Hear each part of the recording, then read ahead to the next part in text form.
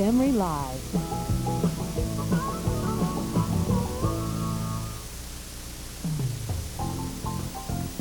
It's Ralph Emery, live from Nashville, Tennessee.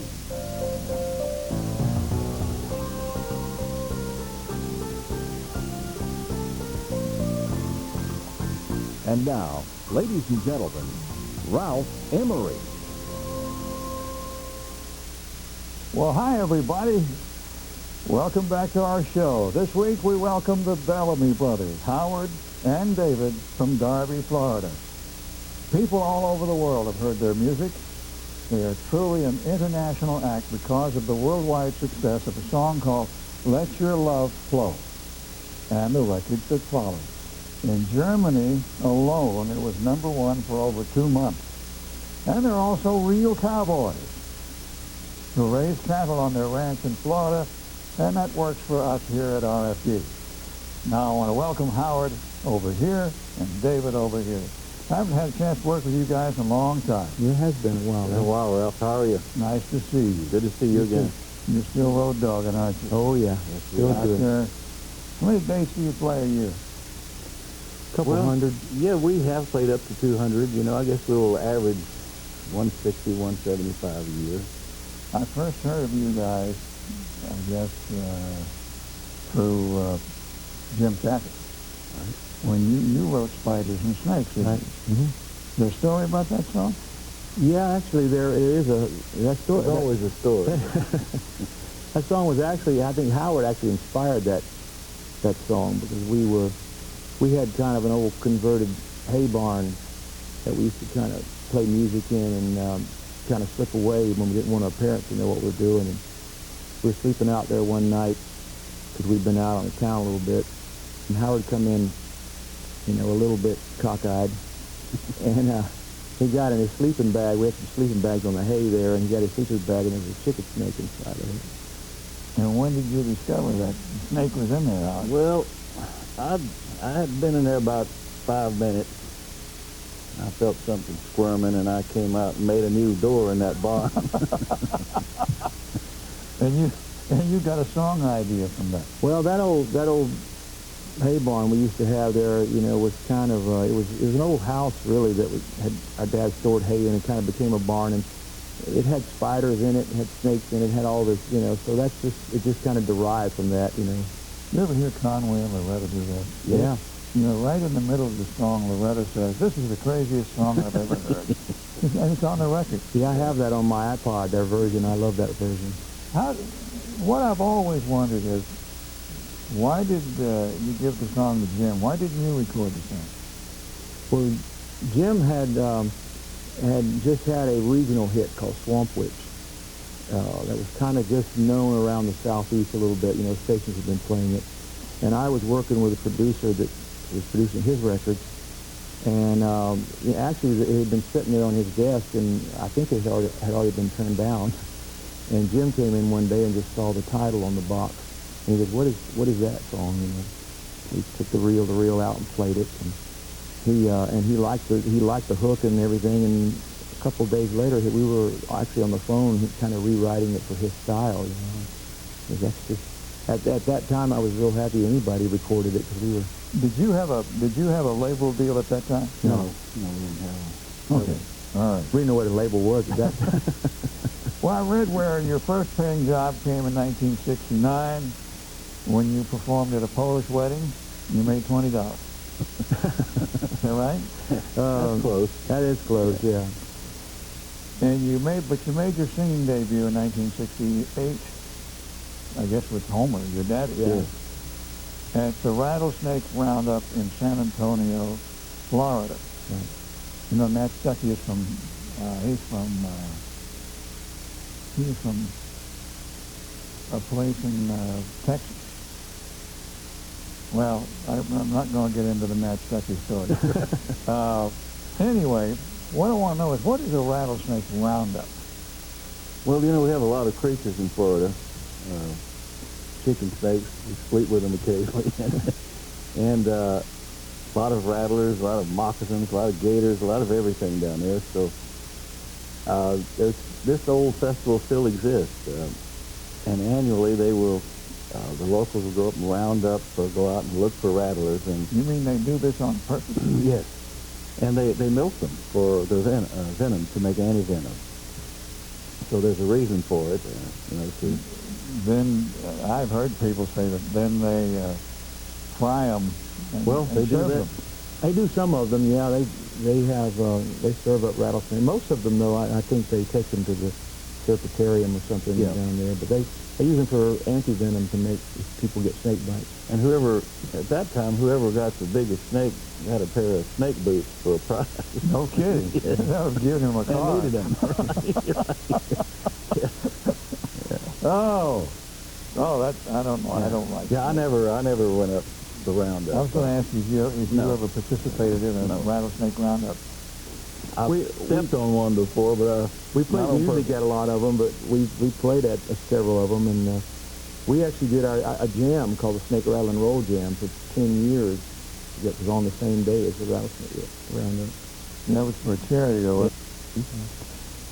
Well, your career turned on one song, "Let Your Love Flow," and it became a #1 record in how many countries? 15. And sold some 3 to 4 million records. Yes, Wow. that's domestically. I don't know if we've ever tracked internationally how many that it's ever sold, but it sold a lot of records. And It really opened all the doors for you. Is there a story behind that song? I know you didn't write it. That we were in L.A. I had been in L.A. working with Neil Diamond's band, cutting demos. Neil was on hiatus, and the band was cutting demos, and Howard was actually on the road with Stafford at that point, doing all sorts of things. Road managing, singing. Someone can't tell.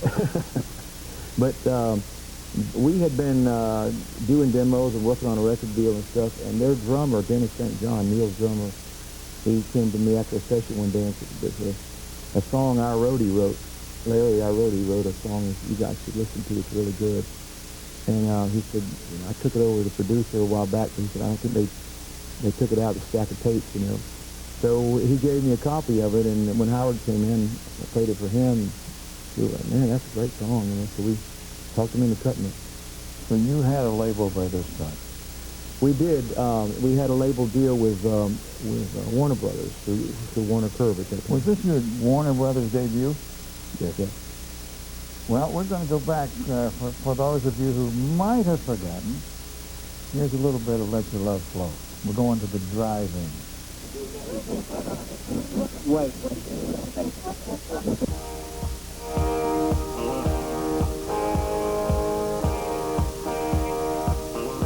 There's a reason for the sunshine sky. There's a reason why I'm feeling so high. Must be the season when those love lights shine all around us. Just let your love flow like a mountain stream. Just let your love flow with small little streams, and let your love show. And you know what I mean. It's the season.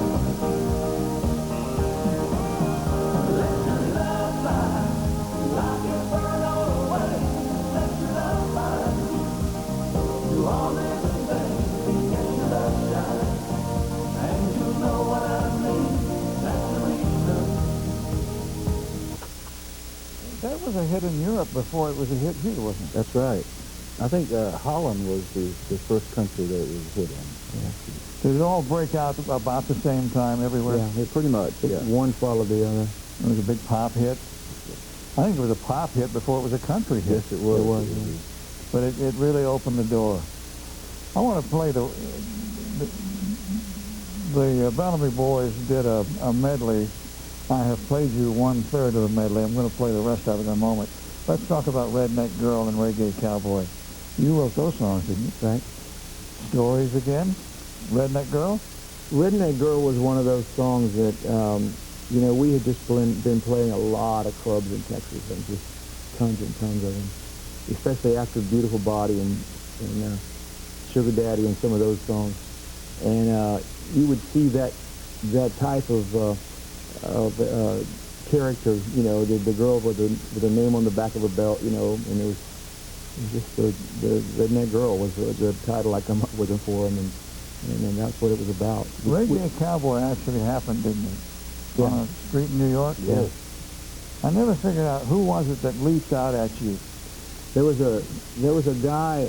He was just kind of a Rastafarian guy with long dreadlocks, and he had like a ghetto blaster. And we were walking down the street going to an interview, and at one of the TV stations up there, and we had our hats and boots on, and he jumped off this little wall sitting up there, and he jumped off the wall, and he had this reggae music blasting, and he said, "Hey, cowboys," he said, "get into reggae," like that. You know, and it was funny because we love reggae music. We grew up listening to it, you know, in Florida, and we love Bob Marley and all those things. It was funny him telling us that. He probably thought he was turning us on to a new music form. Well, let's go back to the video and pick up those songs. Redneck Girl followed by Reggae Cowboy.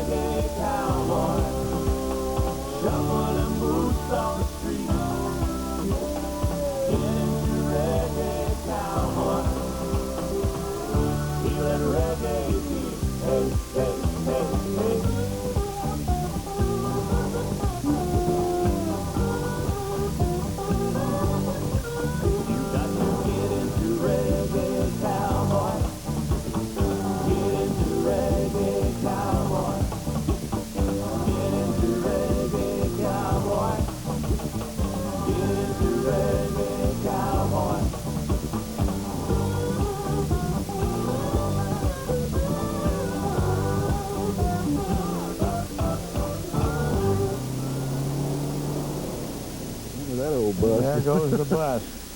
Hey, define reggae for me. Well, it's a form of music, you know, from Jamaica, but of course Africa has its own version of reggae music as well. A lot of it was actually spiritual, gospel. Early reggae was like spiritual gospel. From a Rastafarian religion, basically. We have to take a break. We are visiting this week with the Bellamy brothers, Howard and David. We will continue right after this. Forward to this show for a long time because I've always enjoyed Bellamy music. When we go to commercials, I get a lot of input here. I want to go back to Reggae Cowboy for a moment. That was sort of misinterpreted by a lot of people, wasn't it? Yes, it was. especially in the middle 80s when it was first released. It was, actually our record label got a lot of letters. Jimmy Bowen, who produced it, got a lot of letters. He called us in and said, we stirred up a nest here, and they weren't quite sure what we were saying. Some people thought we were saying real gay cowboy. Some thought we were saying Reagan cowboy, a Reggie cowboy. They weren't quite sure what it was. So. You have a hard time getting the record played? Yes, compared to a lot of other records, yeah, because it was kind of one of those... It was like hot and cold. Like some places would just go crazy over it, Others would say, I don't know what this is. But it became a career record for us. Today it's one of the most requested songs. When did you do Old Hippie? 86, I believe. Yeah. Were we past the hippie era at that time? Oh, yeah. Yeah, we were past it. That was Bowen, too. That was another... But there's a lot of hippies out there that I didn't realize until that song was coming out. 'Cause actually, when I wrote that song, we did a demo, and I showed it to Howard. And he said, "Oh, that's real. I love that." He'd stuff that one away. I said, "Well, I don't know if we ought to put that on the album because I don't think anybody relate to it." And then we showed it to Bowen, and he said, "Oh, that's great. We got to do that." So then it was the first single. So now everybody comes up and says, "Oh, that song's about me. I'm the old hippie." I bet there are a lot of old hippies out More there. than I ever imagined. Yeah. I want to tell them about some products you currently have. You have a website. What, BellamyBrothers.com? Yep. Is that it? That's it. Anyway, recently, the Greatest Hits album, and obviously Let Your Love Flow is the lead song, and If I Said You Had a Beautiful Body, Would You Hold It Against Me, Redneck Girl, For All the Wrong Reasons, Dancing Cowboy, Sugar Daddy, and on it, Old Hippies in there. You did a song called Too Much Is Not Enough for the Forester Sisters. Whatever happened to the Forester Sisters? Any idea? I think they're still around. I think they're Still in the Chattanooga area, back home. I heard out of Kim lady. I guess it's a year or so ago. A friend of mine was talking to Kim. We're teaching school again, and They out of the business? yeah, they're pretty much out of the business. I think so. I think they may do some shows. Great ladies, though. The gospel album, I got the impression, I looked at a video of another show you did here at RFD, American Ranchers? Yeah. And your mother's on there, Frances. Did you do this album for her? Yeah, more or less. We always wanted to do a gospel album. We just kind of were waiting until we wanted to write it. We wanted to be original, We didn't want to do just the old hymns. So we kind of waited for that. But yeah, we kind of did that for Francis. Well, you did one of the most popular songs of all time, Wings of a Dove. My favorite title that I've ever run into, I think, Lord Help Me to Be the Kind of Person My Dog Thinks I Am. I love that. Where'd that come from? It actually came off of a bumper sticker, and it said, Lord, help me be the kind of person my cat thinks I am. And I switched it to dog. Drug problem. What's that about? It's, You're misleading me here again with the title. we were drugged to church on Sunday morning, and we were drugged. The way Frances raised us. Yeah. And she drug you from place to place. And she drug us to school on a school bus for years, right? How big is your ranch down in Florida? Well, our old home place is a couple hundred acres, but we have other, leased lands. Is this the main entrance? Yep, Yep. that's the entrance. That's it. That's how many acres is that? Just in the old home place there, the original home place, which has been in our family since 1870, is a couple hundred acres. Does this go back to, three greats in grandfather, great-great-great-grandfather? Well, we're getting pretty old, so it doesn't go back. I don't remember. I know it's too great. It's since 1870. Yeah, I think Well, it's that great. the story I read was that one of your grandfathers who had fought at the Battle of Yep. Chickamauga. That's right. That's it. Chickamauga is just south of Chattanooga in the Civil War. Right? That's right. And he went to this ranch to, I guess, heal and rest. Yeah, he moved down from South Carolina after the war. I guess for his health. Although Yeah, he was injured. in the Chickamauga, went back to South Carolina, which our family's originally from, to heal. Couldn't make it back after he healed, and was actually deemed that he had deserted. Finally made his way back, and to clear his name, and then was arrested in a battle in Kentucky, put in prison, and then after that he came down and found the place in Florida. What were the charges? Why was he arrested? They thought he was a deserter because he was injured. Was he? And he didn't get back on time. Was he in the Confederate Army? Yes, absolutely. Okay. Anyway, the album is Jesus is Coming, and Wings of the Wind, I assume, is the takeoff on the Wings of a Dove. Is that correct? Well, no, not really. It's more of just a, a song on its own. It's more in our style. Actually, the whole album is original new songs, except for I'll Fly Away. Okay, Wings of a Dove, the Pearl and Husky song, is not in here. No. Okay. No. And you did do I'll Fly Away. And Old Hippie the Third. Yeah. The old hippie was saved. He found religion. Yeah. About time. Anyway, these albums are available at thebellamybrothers.com, and if you enjoy their singing, you'll enjoy this. And I noticed that you put Let Your Love Flow in this album as well. Yes. Yeah. And because you told me that people sing it in church. It has been sung a lot in church. It had a very positive message, so we thought it would work on this album. Of all the acts we've had on this show, they're telling me we have a picture of your mother. I want to show this. Frances. Is Frances watching tonight by any chance? Oh, yeah. I'm sure she is. Right there. We took that we took a still from the Rancher show that you did. And so, Frances, we want to say hi to you, and thanks for giving us the boys. I was about to say, of all the acts who've been on the show, I can't think of any who have had the international impact that you have had. You mentioned that Let Your Love Flow was #1 in 15 countries. How do you account for that? We really don't know. I hate to always use this line, but I think there is a lot of faith involved in your journey. It seems like there has been in ours. We basically stumbled into this song and ended up getting a great recording on it. It seemed to be the perfect song for us. I think matching the right song with the right artist because that song had been recorded before, but it never was a hit. Who cut it? Gene Cotton cut it. Johnny Rivers turned it down. Actually turned it down. It was just, that song seemed like it was meant for us. We were meant for it, and it all seemed like every time we have kind of planned something to happen for us or tried to make it happen, it hasn't or won't happen. But then you just sit back and things sometimes just come to you, and a lot of that just happened. I want you to make a comparison for me.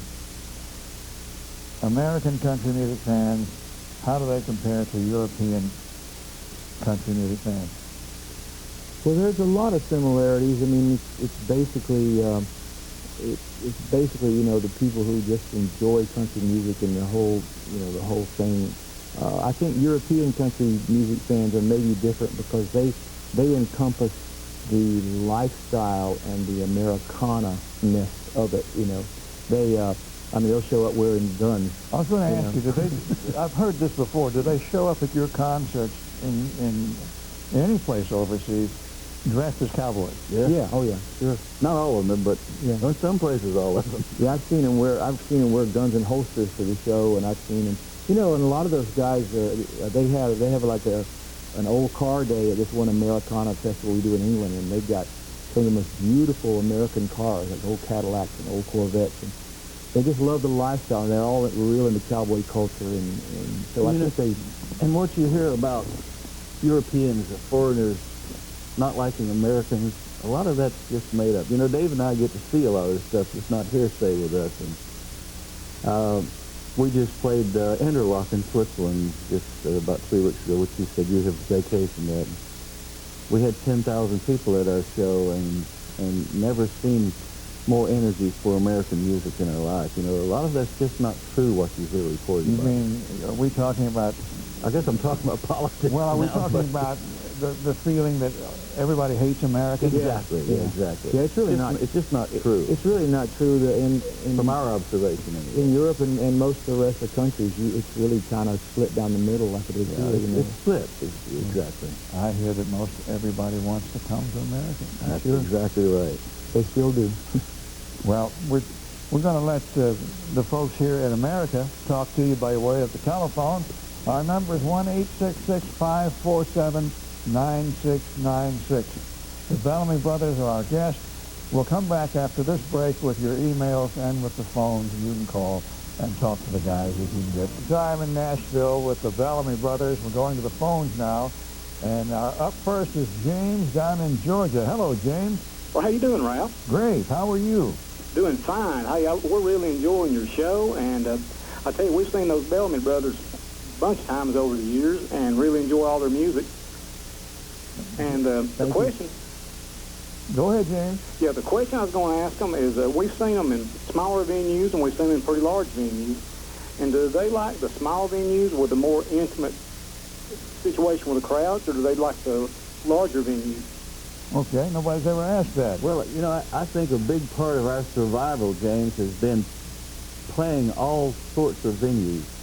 You know, your agent books you in what we call an anchor date. They get the big dates, but people don't realize you're still hung out there and you need other shows. So that's how we've never culled it by size. You know, we just have always done all size venues, and I think that's how we've survived on the road all these years. And we actually enjoy both of them. It just, you know, if it's a good audience, it really doesn't matter if it's a big or small, venue. If everybody, especially if they react. Yeah, they're having fun. James, thank you. Yeah, you have a good day. All right, buddy. Roy Miller from Owenton, Kentucky. Did you write Redneck Girl? Is it about a girl from your past? David, you wrote that. We did write it. It wasn't really about a girl from our past. It was kind of about a generation of sort of honky-tonk girls. Sort of honky-tonk girls? Yeah, kind of honky-tonk Texas girls. Okay. Debbie is in North Carolina. Hi, Debbie. Hi, how are you, Ralph? I'm all right. Hi, Howard and David. Hi, Debbie. Hi, Debbie. Love your music. My question for you tonight is, I met you last year at the ICM Awards in Nashville, and I wanted to know how you feel about the change in country music today as opposed to what I consider the good country music, which is what you guys do and those who came before you. Okay. There's a lot of people like you, Debbie, that feel the same way. Yeah, we get asked that a lot on the road and all over the place, and we were just talking about that with Ralph earlier. I think that's one reason why his show is such a great show, and why we enjoy it so much is because you get to see the acts, that you enjoyed a lot, and and we do enjoy, some of the new acts too. But there's just that music of that era. I don't think we've got any better country music. Well, I know you've worked with some of the greats, Tammy, Conway, and so on. But that's about the best we can do, darling. Okay, well, thank you so much. Thank you. Bye-bye. Bye-bye. I'm not sure how to pronounce E-A-S-E, unless it's easy. John and Easy from Florida. And help me, guys, is this De Leon Springs? Yeah. Ponce de Leon? Yeah, I'm assuming that's what it is. They are homegrown Floridians, and they just send the best to their favorites, the Bellamys. They like you, I think, because you're from Florida. All right. Thank you. Fellow crackers. Up in the state of Indiana, the Hoosier State, we find Mike. Hello, Mike. Hi, Ralph. How you doing? I'm great. What's your question? Yes, this is for the Bellamy brothers. It's about a song, You'll Never Be Sorry. Right. And I just want to know if they had wrote that song and that it is a perfect fit for my girlfriend and I, Nicole. Oh, good. Okay, what's that song about? Yes. Howard wrote that song. It's a love song, and and I wrote that song, and did it work for you? Yes. Good. What was it that worked? Well, it's just a pretty much pure love song. You'll never be sorry if you let me love you. Okay. You'll never be lonely if you let me care. Oh, Kind of an old song. Yeah. oh, that's very nice. When did that come out? It came out in I guess the late 80s, early 90s, late 80s. and it was actually on the charts for for a long. I was on the charts like 30 weeks. One of our longest on the chart. Mike, was that your love song? Oh, yes, it was. And I thank them from the bottom of my heart. I really appreciate that song. All right. Well, good. What's the lady's name in this scenario? Nicole? Okay. Thank you, Mike. All right, thank you. Bye-bye. Bye. Russ Barnell of Wilson, North Carolina, as we go back to the email. He wants to know about the song The X-Files. And how did you end up recording this with Buck Owens? The X-Files, and when that TV show was out, I just thought that would, the play on words there was too good to resist. Yeah, it's the EX Files. It was too good to resist, and when I started working on it, it started to sound like a Buck Owens song, and for a while I thought, well, I've stolen something from that Buck wrote. And then I thought, well, no, it's just kind of far enough away from it. It's not the same melody or anything. And then the further it got into there, I started telling my guitar player, say, hey, put some Buck licks in there, go back and get some of those old guitar licks, on and on and on. So finally we said, let's call Buck. So we did, and we actually flew out to Bakersfield and did a video there at the Palace with him. Crystal Palace. Yeah. We're going to play some of that after a while. And I think it's a wonderful video. Oh, thank you. Where are we in this show? Let's go to New Jersey to John and Ellie. Hello, John and Ellie. Hello, Ralph. Hi. How you doing? Good. I want to ask the Bellamy brothers, do you remember performing at the Hickory Grove Opry in California? And will you ever come back to New Jersey? What city was that? Hickory Grove Opry. With Yeah. Steve Hall. You played with Steve Hall and Shotgun Red? Oh, yeah, absolutely. yeah, we know that one. Sure. Oh, I don't know if we'll get back there or not, but I hope we will. We're going to New York I tonight. hope you do, because we're looking forward to seeing you again here. Oh, good. Well, I hope we get back that way. It's been a while since we've been there. And Ralph, Yes? I hope you be able to get Steve Hall and Shotgun Red on there. We'll look into that. Okay, thank you very much, Ralph. Thank you. And keep up the good work. You're really doing a great job. Thank you very much. You have a nice day. All right, you do the same. Bye-bye. Bye-bye. I want to say something about, you folks have given me a number of ideas about who to invite to this show. I must tell you that some of the people you have mentioned are too ill to come to the show. I'm not going to single them out, but some of them are getting pretty old, and one of them is very close to me, and I would have him here if it were possible. Carol Kinney of Kimball, Minnesota. This is a beautiful letter, and it's about last week's show with Marty Stewart and the song Farmer's Blues. She identifies with that, and I appreciate your long and beautiful letter. And one more email. This is from Linda Brown of St. Paris, Ohio. And that's in the Dayton area. And she thinks you guys have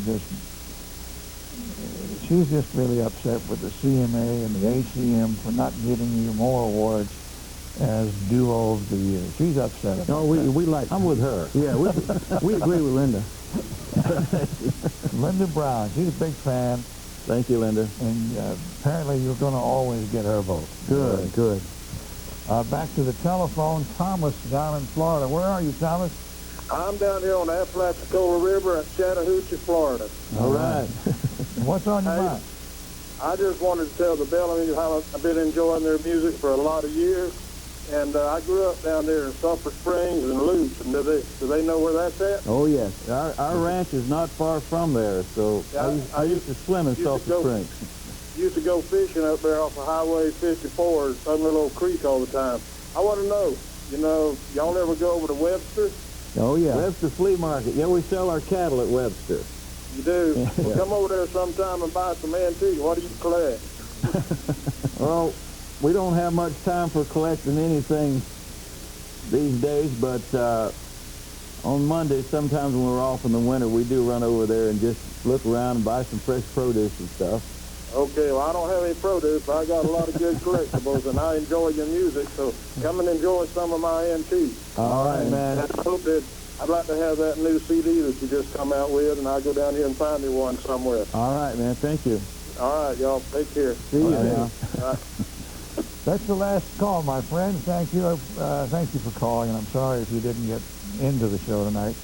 Bill Anderson returns to our show next week. He was on last June of 2007. If you have questions for Bill, just send them to Ralph at rfdtv.com, and I'll pass them along to old Bill, Mr. Whistler. And we'll be right back with the Bellamys after this. Bellamy brothers are here. We're going to put them together with Buck Owens in a song called The X-Files. And it's rather timely. The X-Files television show has been made into a movie again, and they're bringing it back. Yeah. And did you write this when the X-Files television show first appeared? Well, I think it had been on a couple seasons when I wrote this. But, it just, like I said, it was too play on words I couldn't resist. Yeah, it's the X-Files in this case, with the Bellamys and with an old friend, Albus Edgar Buck Owens, and you're out in Bakersfield with him doing this song. Let's play it. I said, honey, don't put me in the X-Files. I've done all night playing with the boys, playing poker, drinking whiskey, and smoking big cigars, shooting the bull, making lots of noise.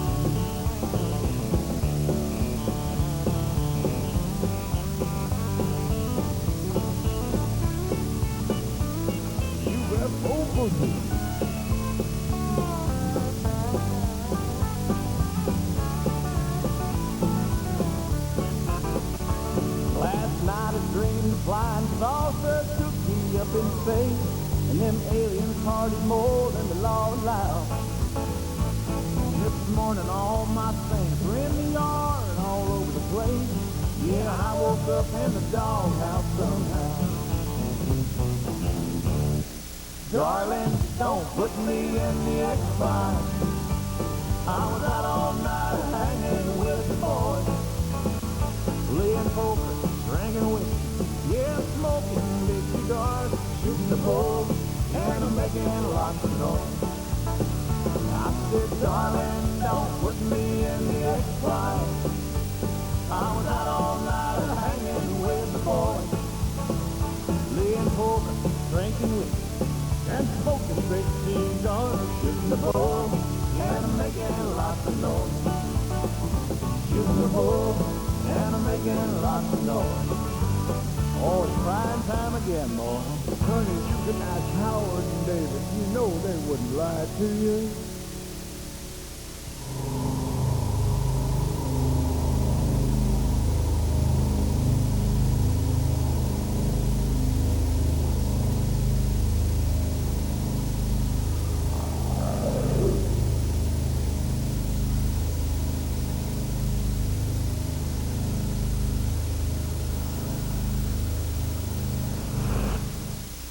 I love that. Yeah.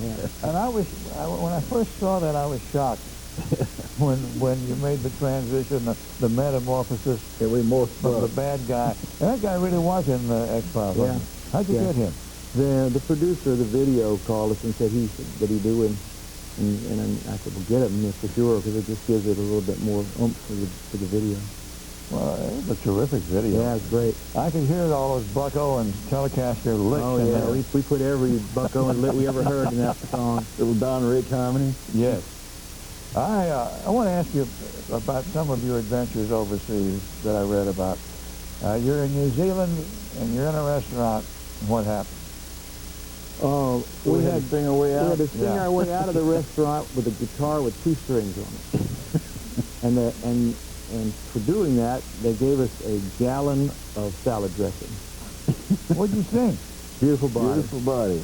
They wouldn't let us go till we sang Beautiful Body. Just go in there to eat? Yeah. Yeah, and they locked us in, wouldn't let us out.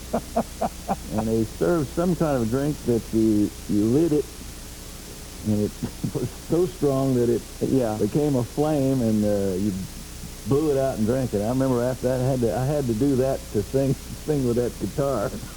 But that's how we got out of that place. Okay. Where did you find that piece of Just looking through your life. Barcelona, Spain. You're on the bill with Tammy Wynette, Conway Twitty, Brenda Lee, and the killer, Jerry Lee Lewis. What happened? Howard and I went to Madrid to promote the next show that was coming up the day after, and flew in late, and so they said, well, you guys close the show, because normally Jerry Lee was closing it. Jerry Lee was on stage when we flew back from Madrid. The show was on. Yeah, we pulled up in this huge park in Barcelona, and he was on stage, and as we walked up, we heard glass bottles breaking, and he decided that he was going to leave after 15 minutes of the show, and the crowd got a little crazy, and they destroyed the drum kit and smashed most of the equipment that was up there. And did they come up on stage? Most of them threw bottles. They outlawed glass bottles at shows in Spain after that. Well, I read where it was 7,000 people. That's a huge show. Yeah, the promoters wanted us to still go on, and so Howard told him, he said, look, if you'll go out there and calm them down, we'll go on and do the last show, although I don't know what we'd have played on there. Drums were smashed. But he walks out to try to calm them down, and a bottle whizzed by his head. He comes back and says, no, the show's over, forget it. Let's move to South Africa. Playing golf in South Africa. Baboons. Right. What happened? The baboons stole our golf ball. Yeah. Every time we hit the ball in the rough, baboons would grab them and take off with them. And we hit in the rough a lot, so we went through the golf ball. Did you make it through 18 holes? I think we did. I can't really remember, but there's a lot of baboons. A lot of balls, though. Speaking of throwing things, I think once in an old radio interview we did, you told me that, and did I get this right or wrong? You said that in Europe, if people like you, they throw things to make you stay on stage. They do throw things for kind of adulation. Actually, every once in a while, they'll throw themselves. They'll get, like in Norway. I think mosh pits were popular in Norway before. I think they invented mosh pits, because they'll line up, if they like the band, they'll line up and they'll play a game where they'll try to get on there through security, and security will grab them all and like sling them all back in the audience, and then at one show this really big guy came up and just bowled over all the security, and his big thing was to get between Howard and I and get his arms around both of us, and then the crowd went crazy. He was too big to say no. So, well, you mean the security will just pick people up and throw them back in the audience? Yeah. Like throwing fish back? Yeah. Just heave them. Howard, I want to know about your stalker. And the lady with the tattoo where the sun don't shine. Well, you did do some research. Oh, you did. You dug low for this one. That was in Texas. And I didn't really think much of it, but this lady kept showing up at the shows, and that was because of that song "Never Be Sorry" as well. That's where she got her spark from, is that video, I guess. But anyway, I was in a restaurant, and she just appeared in a restaurant I was eating at before the show in the Houston area, and came in with some flowers, and I thought it kind of strange because her husband was with her. That made it even that much stranger to me, and I couldn't tell if he was enjoying it or not. But she kept on showing up at shows, and I realized at some point I just started hiding, and I walked in a hotel in, I think, Baytown, Texas, and walked into the lobby, and just as I walked in, she showed us, we had our logo tattooed on her rear. It was a good job. Nice tattoo. You decided to show it in the lobby. Yeah, I decided to show everybody in the lobby. So how did you... Nice tattoo. That's what I was going to say. Your logo has confused a lot of people. Sometimes it's a heart with wings, and it's a line from the Let Your Love hit. Right. What is the line? Let your love fly like a bird on a wing. Yeah. It looks like a tongue. Yes. They did on our old bus, is what you're saying. I think the guy who painted that particular one thought it was a Rolling Stones logo instead of a... Well, it's you still use the same logo? Yeah. Yes. Yeah, that logo was created by a girl in Germany from our first album we were over there. She created that logo. Was used it ever since. And Mike said it's on the cover of, who got Duo of the Year last year? Oh, Sugarland. Yeah, It's on the cover. Like they use our logo, and I don't think they know it. Okay. We do have that copyrighted, by the way. Your wife's name is? Jenny. Your wife? Susan. And they're here tonight. They are. And I appreciate them coming. Who else came with you tonight? My son and his girlfriend, Jesse and Christy, they're here. And you have any other children? Yeah, I have 5 sons. Wow. And Howard has a daughter. Diane. And your 5 sons are? Jesse, Noah, Cole, Dustin, and Aaron. I'm out of time, guys. Thank you for coming. Good luck to Thank you, wherever you Ralph. go. Thank you, Ralph. And it's been wonderful. I love your music. I'll always be a fan. Thank you. Thank you for coming. Next week, Bill Anderson will be here, my friends. For now, from Nashville, good night, everybody.